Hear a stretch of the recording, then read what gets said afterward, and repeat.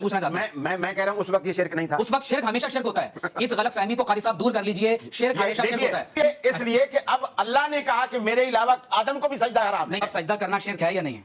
جب اللہ کہے تو شرک نہیں اچھا ہے. یہ کیا لیکن شرک کے بارے میں یہ بات بہت اچھے طریقے سے سمجھنی چاہیے کہ شرک کا بنیادی مطلب یہی ہے کہ اللہ کی ذات میں, اللہ کی صفات میں کسی کو شریک کیا جائے. میں گزارش کروں گا کہ آپ اصل میں نا دو آیتوں کو جوڑ رہے ہیں. آپ کبھی انبیاء کا ذکر کرتے ہیں اور پھر آپ بتوں کا تذکرہ شروع کر دیتے ہیں. آدم علیہ السلام کو فرشتوں نے سجدہ کیا, اللہ نے کرایا نا.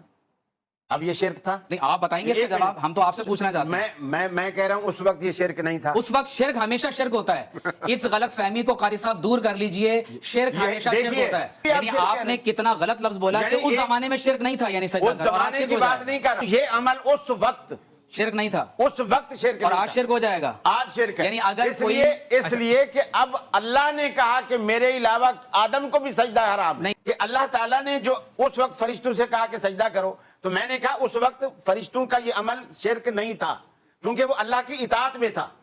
اب اگر کوئی کرے گا تو اللہ کی نافرمانی میں ہے. اب سجدہ کرنا شرک ہے یا نہیں ہے؟ جب اللہ کہے تو شرک نہیں. اچھا یہ کیا بات ہوئی؟ عمل کے ساتھ سوال سن لیجئے کہ شرک ہمیشہ شرک ہوتا ہے یا نہیں ہوتا؟ ہمیشہ ہوتا ہے. تو اللہ تعالیٰ کے اذن سے بھی شرک ہوتا ہے کیا؟ اللہ تعالیٰ جو کہے وہی حق ہے. اللہ شرک کا حکم دیتا ہے. اللہ جو کہے اللہ شرک کا حکم دیتا ہے. نعوذ باللہ من ذالک, استغفر اللہ. لیکن شرک کے بارے میں یہ بات بہت اچھے طریقے سے سمجھنی چاہیے کہ شرک کا بنیادی مطلب یہی ہے کہ اللہ کی ذات میں, اللہ کی صفات میں کسی کو شریک کیا جائے.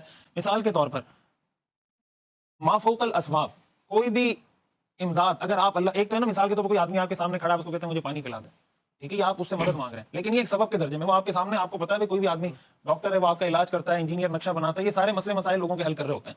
ایک ہوتا ہے ما فوق الاسباب, کسی سے مدد مانگنا, یہ کوئی اس کے پاس کوئی اتھارٹی ہے, اس کے پاس کوئی اختیار ہے کہ یہ مجھے رزق دے سکتا ہے, اولاد دے سکتا ہے. قرآن کریم میں اللہ تعالیٰ نے رسول